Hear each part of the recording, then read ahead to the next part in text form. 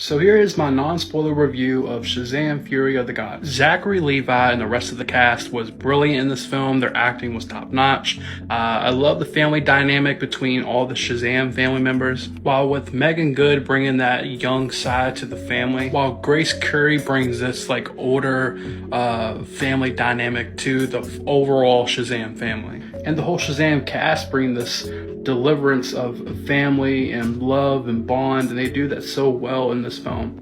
Me personally, I think the comedy does deliver. There's some moments where I feel like, okay, hope they don't go far into it to where they're sacrificing the plot for a joke, and it makes you kind of nervous about that to the point it takes you out of the film a little bit. But overall, I do enjoy my time, and the comedy and the action definitely steps up from the action set pieces, which, you know, the pacing can be a little here and there, but overall it's a fun film. Now for me personally, I feel like the villains are kind of meh. They're there to serve for the plot, but you really don't feel anything for the villains, to the point that I got a little annoyed a little bit with some of a particular villain. I don't want to spoil anything, but it felt like they were there just to be there. But I do love how they do emphasize towards the end of the film the power of Shazam, Billy Shazam, and how they delivered that and what he does as a hero, and kind of lives up to the name Shazam. Now the first post-credit scene is very interesting to me because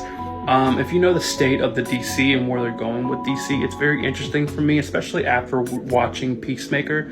It's very interesting and honestly gives me hope for Shazam's future.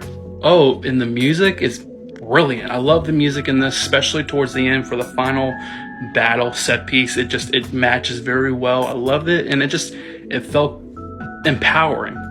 Overall, I give this film a 7.6 out of 10. And me personally, I recommend it. You don't need to have a whole reason to go see this film like you would for an MCU film or the past DC films. It's a fun superhero film. I think you will enjoy it if you just not go into it expecting to it is building towards something in a way, but it's not where like it's mandatory to watch this for other stuff. But you should go into it like we used to go into superhero films back in the day when there wasn't no MCU or overall connecting plot thread. Go watch this film and have a fun time or not a good time. Either way, just go into it with no expectations and just enjoy it.